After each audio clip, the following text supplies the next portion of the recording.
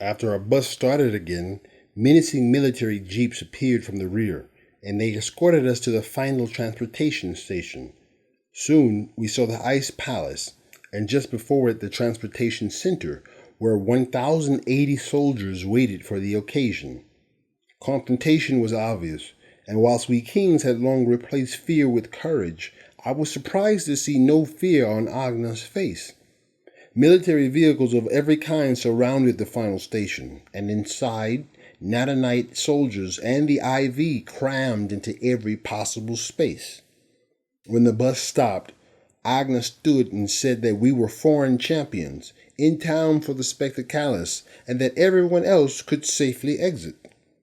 As the ancient civilians made their way off the bus, a mathematician amongst them counted the assembled IV soldiers to number 666.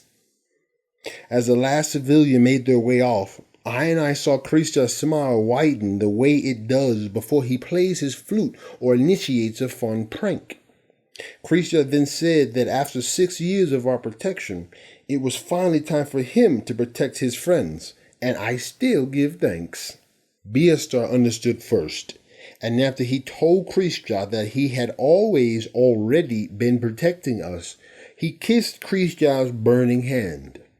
Zorza smiled as he lifted and squeezed Krishna in a powerful embrace, and then said, "My demigod has grown up and become a man." I was deeply saddened, yet I knew in my heart Krishna would live, and as I kissed his cheeks, my lips were blackened but not burned. Before informing the soldiers that Krishna was surrendering so we kings would be set free, Agna thanked Krishna for all he had learned. We kings watched from the bus as Agna spoke with the captains of the Giddy Pride and IV forces, and we watched as they both came near. They informed us that the offer was accepted, and then the IV captain was given a pair of enchanted handcuffs that Jaundice had engineered. Called the Dragon's Blood Seals, they were Iset's most precious possession, created to mute any psychic abilities in his nemesis in Bane. As the captain approached the door, it became like a sun to him, and he was blasted with scorching heat from a fire both invisible and arcane. After his vision faded and his legs froze, the captain dropped the handcuffs and fainted, and was dragged back into the fold. The Giddy Pride captain managed to step onto the bus, and he saw 3 orange flames and 1 blue before he too fell out cold. We kings laughed with vigor as he was dragged away, and we overheard Agna volunteer to place on the enchanted restraints.